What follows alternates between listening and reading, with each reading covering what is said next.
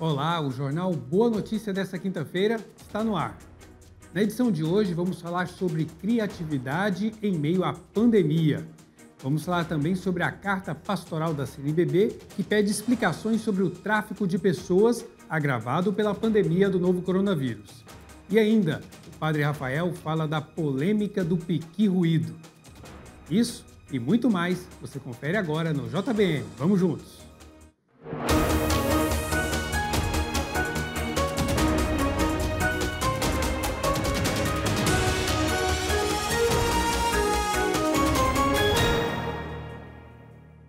Começou a valer em todo o estado de Minas Gerais a onda roxa do programa Minas Consciente, com restrições de circulação e funcionamento do comércio para evitar a disseminação da Covid-19.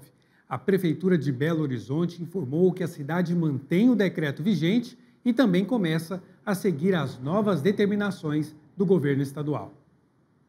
De acordo com o governador de Minas Gerais, Romeu Zema, enquanto a vacina não chegar para toda a população, o controle da disseminação do coronavírus deve ser feito a partir do distanciamento social. Chegamos num ponto, nesses últimos dias, em que o nosso sistema de saúde entrou em colapso.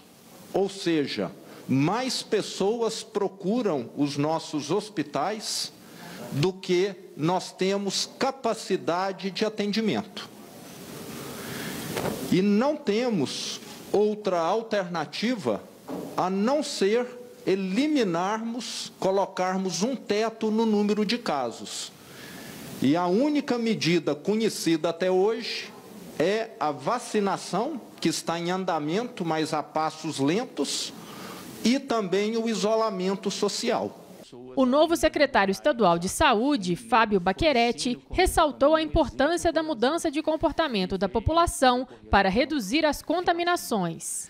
Certamente o pior momento que estamos vivendo em 12 meses de pandemia. Complementando o que o governador falou, a gente está vivendo um momento de uma alta taxa de incidência e ocupação de leitos em todo o estado. Então é um momento diferente, porque a gente é um estado grande, um país em tamanho, um país em número de leitos, e pela primeira vez todas as regiões estão sofrendo muito. Nós não temos mais a capacidade de transferir paciente de uma macro-região para outra. E isso faz com que a gente adote essas medidas mais duras. Com a onda roxa, somente podem funcionar as atividades e serviços considerados essenciais, como dos setores de saúde, fármaco, alimentação, combustível, abastecimento de gás, mecânico, bancário, telecomunicações, construção civil, transporte coletivo e de cargas, jurídico, contábil e setores com atendimento remoto. Na onda roxa, as cirurgias eletivas ficam suspensas. A restrição de circulação das pessoas e toque de recolher das 8 horas da noite às 5 da manhã e aos fins de semana. Fica proibida a circulação de pessoas sem máscara e a realização de eventos e reuniões presenciais, além da implantação de barreiras sanitárias e funcionamento de bares e restaurantes apenas em sistema de delivery. A Polícia Militar vai auxiliar na fiscalização. Nós vamos estar direcionando as chamadas aqui nas grandes cidades, onde temos guardas municipais, temos as posturas fiscalizatórias, nós vamos estar atuando de forma conjunta, integrada. Nós vamos também, naqueles pequenos municípios, onde não tem esse apoio, a Polícia Militar vai estar aproximando ainda mais dos municípios. Nós já temos algumas atuações com blitz, blitz de lei seca, e também naqueles horários onde nós temos ali a atuação a partir das 20 horas, nós vamos estar reforçando a nossa atuação. Inicialmente, seguimos ainda com a fase de orientação, depois, dentro do protocolo, nós vamos, assim, estar conscientizando, organizando a população naquilo que for possível, aquele sistema de som, falando, alertando, para que todos saibam da gravidade do momento que nós estamos vivendo. Exatamente. Agora, inclusive, vamos nos atualizar com as últimas informações sobre a Covid no Brasil. E o que a gente vai percebendo são recordes em cima de recordes de mortes e de contaminados todos os dias. Acompanhe comigo aqui na tela, esses são os dados atualizados do Ministério da Saúde até a data de ontem, dia 17 de março. Casos novos, 90.303 casos. No acumulado, desde o início da pandemia, 11.693.838 casos. Mais um novo recorde no número de mortes, 2.648 vítimas fatais dessa doença. Desde o início da pandemia, 284.775 pessoas que perderam a vida nessa pandemia, mas graças a Deus, o número de pessoas recuperadas, 10.287.000. E nós continuamos, claro, reforçando a importância das medidas de distanciamento e de higiene pessoal. Momento de falar sobre a economia no agronegócio com o nosso comentarista Antônio Pereira. No programa de hoje, eu vou comentar sobre a grandeza do nosso país. Uma grandeza que o brasileiro, de maneira geral, não conhece e não sabe do potencial que nós temos. O Brasil hoje é um dos países mais ricos do mundo, tanto em água, quanto em área, em tamanho de terras para a produção de alimentos. Enfim, o Brasil tem hoje todas as condições necessárias e suficientes que a maioria dos países não tem. Só para você ter uma ideia, nesses últimos 20 anos, do ano 2000 até o ano de 2020, o mundo cresceu em produção de grãos. Quando eu falo grãos é soja, milho, arroz, café, feijão, trigo. O mundo cresceu nesses 20 anos 60%. Só o Brasil cresceu, nesse mesmo período, em 20 anos, 210%. O que significa isso? Significa dizer o seguinte, que o Brasil é o país responsável por fornecer alimento até o ano de 2050 para basicamente o planeta todo. O Brasil é o único país no mundo que tem a quantidade de água suficiente que nenhum outro país no mundo tem. Nós temos. O Brasil é o único país no mundo que tem condições de crescer ou triplicar a sua produção e produtividade de alimentos nesses próximos 30, 40 anos. Nenhum outro país tem. E é por isso que, infelizmente, a gente sofre uma pressão exterior muito grande, principalmente dos países ricos que fazem questão absoluta de, vamos dizer assim, comprar principalmente a Amazônia. A região do Amazonas, o norte do Mato Grosso, a Venezuela, a Bolívia, a Colômbia, são regiões que contêm hoje, talvez, as maiores jazidas dos principais minérios que o mundo precisa. Ouro, diamante, cobre, bauxita, ferro, enfim. Tudo que o mundo precisa, o país tem. A única coisa que nós temos que melhorar, e melhorar muito, na minha visão, são duas.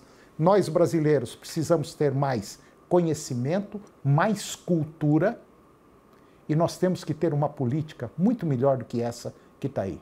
Alguns políticos excelentes, mas a maioria, infelizmente, precisa ser riscado do mapa. Um grande abraço, muito obrigado e até a próxima oportunidade. Conquistas de trabalhadores, vacina e história. Esses são os destaques que trazemos hoje no Noticiário Internacional. Confira. Após uma decisão da Suprema Corte Britânica, a Uber concederá aos motoristas no Reino Unido o status de trabalhadores. A empresa anunciou que os condutores passarão a contar com salário mínimo e férias remuneradas. As conquistas, inéditas em toda a operação global, foram anunciadas pela gigante americana de tecnologia, que conta com mais de 70 mil condutores no Reino Unido. A lei britânica distingue trabalhadores, que podem receber um salário mínimo e outros benefícios, de funcionários em sentido estrito, que têm um contrato de trabalho adequado. Os palestinos receberam sua primeira entrega de vacinas contra a Covid-19 da iniciativa COVAX nesta quarta-feira. Cerca de 60 mil doses das vacinas Pfizer-BioNTech e AstraZeneca chegaram ao aeroporto Ben Gurion de Tel Aviv, em Israel. Os imunizantes foram levados para a Cisjordânia em caminhões. A autoridade palestina, com sede em Ramallah, espera receber cerca de 2 milhões de doses, encomendadas de vários fabricantes, além das doses do programa COVAX. O programa foi criado pela Organização Mundial de Saúde, com entidades filantrópicas, para ampliar a distribuição dos imunizantes e garantir que nações de baixa renda não sejam negligenciadas. Uma missão arqueológica franco-norueguesa descobriu novos restos de edifícios cristãos da Antiguidade Tardia no Egito. São edifícios construídos em basalto, esculpidos em pedra e ladrilho, que, segundo o Ministério das Antiguidades egípcio, indicam uma vida monástica na região no século V. Os locais correspondem a 6 setores que abrigam os restos de 3 igrejas, células de monges. A igreja tinha inscrições religiosas e bíblicas em grego que indicavam o caráter monástico da vida na região. Agora a gente faz uma pequena pausa e já voltamos. Não sai daí, hein?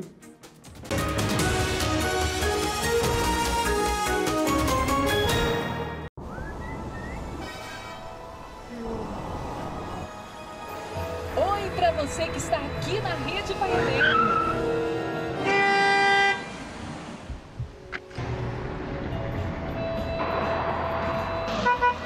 Amigo, sua porta traseira está aberta.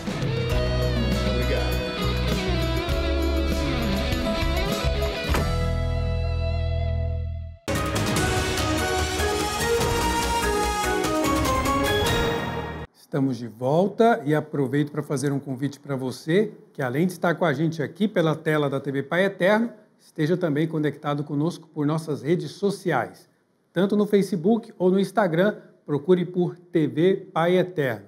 Tem também o YouTube, que é Pai Eterno, e você vai estar sempre bem informado conosco.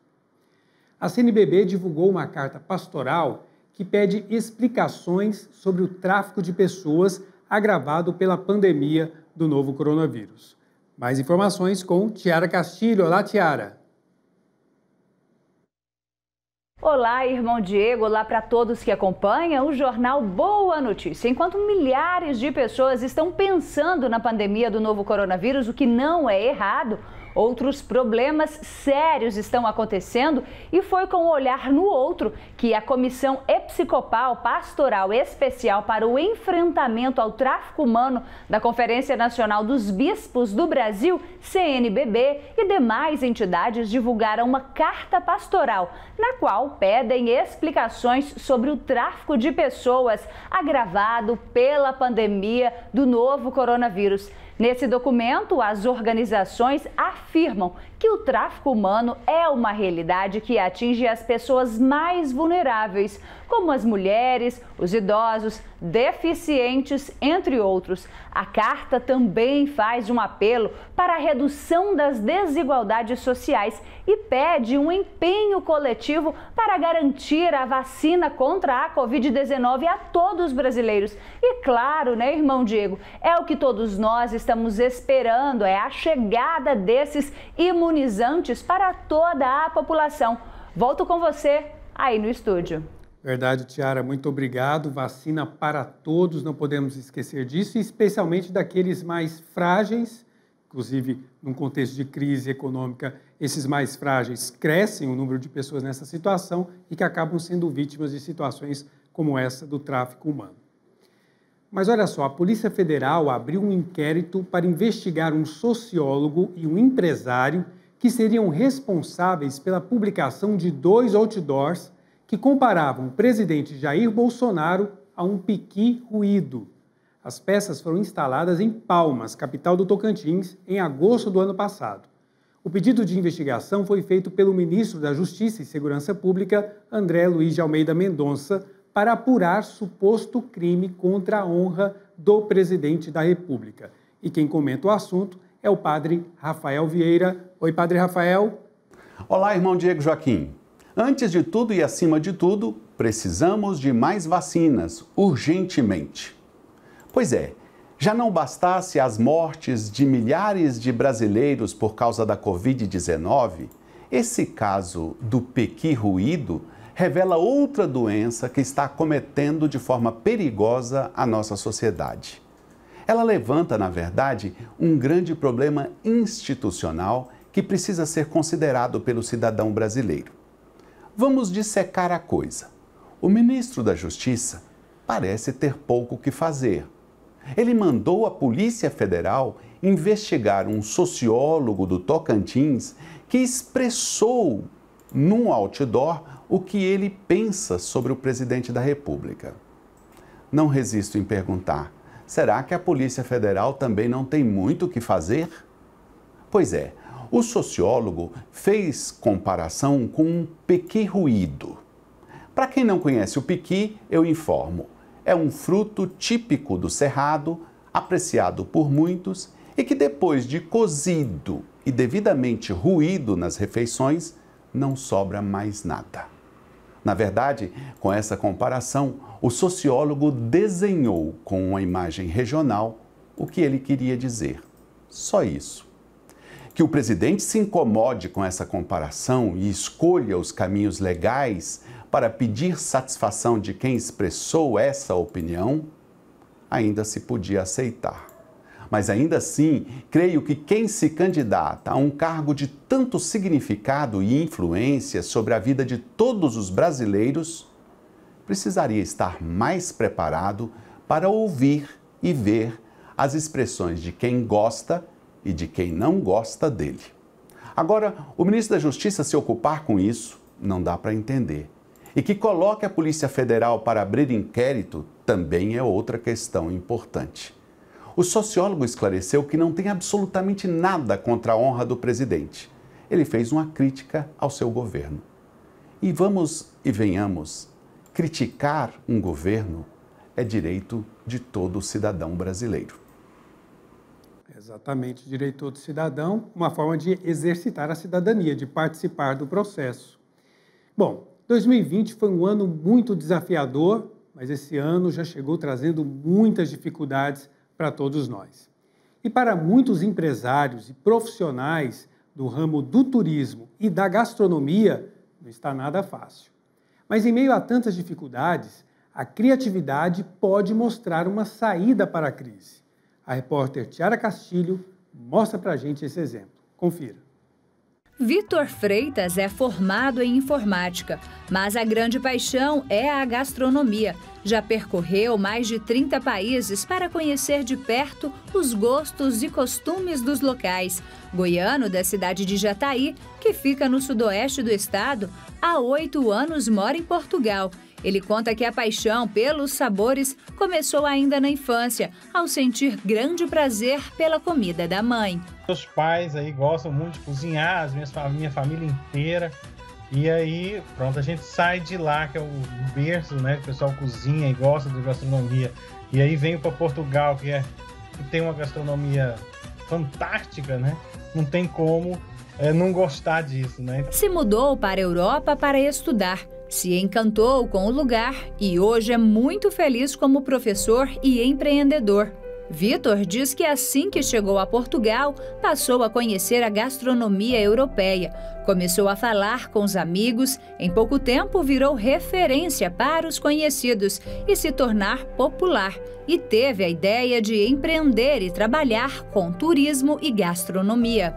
Eu pensei, vou fazer disso de um negócio, porque cada vez mais um indica para um, que indica para outro, e vou montar um programa gastronômico onde a pessoa pode vir em Portugal e conhecer Portugal de uma forma diferente. Com o início da pandemia do novo coronavírus, no ano passado, Vitor, ao invés de cruzar os braços, já que as áreas de atuações dele, que são turismo e gastronomia, praticamente ficaram paralisadas, ele se reinventou. Através da internet, ele criou alguns programas que caíram no gosto do público. Entre os principais trabalhos virtuais, ele comanda o podcast Sabores e Viagens, a websérie Comidas Típicas do Brasil e a série de lives Desafios Gastronômico pelo Mundo, onde conversa com especialistas de vários lugares. A gente trouxe um chefe de cada estado e eles falam da cultura, falam dos sabores e cozinham ali ao vivo com a gente. E aí a gente tem um chefe português bastante conceituado aqui que nos acompanha, né? Que é um chefe loureiro, ele tem aí 20 anos de carreira, não sei quantos livros, né? Tem todo uma pessoa bastante conceituada aqui em Portugal, que adora o Brasil. Então, é um bate-papo aí multicultural, né? A gente aprende sobre o nosso país e, ao mesmo tempo, sempre tem alguma contribuição externa de um profissional do mundo aí, daqui de Portugal, né? Nesse momento em que muitas pessoas vivem angustiadas, o empresário afirma que, através dos programas na internet, tem recebido muitos elogios de pequenos e grandes empresários que estão conseguindo levar o negócio adiante. Muitos, assim, agradecem nesse sentido, olha, né, eu estava, como diz, com a mente aqui, né, embaralhada, então foi tão legal, me abriu portas, me abriu horizontes, né? Quando eu converso com empreendedores, por exemplo, muitos que estão nos assistindo entram em contato, falam, nossa, você me deu altas ideias agora, né? Nem fui eu, na verdade foi a pessoa que está ali, mas enfim, esse feedback é muito bom, porque a gente vê que a gente está trazendo alguma contribuição, né? Mais do que entretenimento, né? Uma contribuição.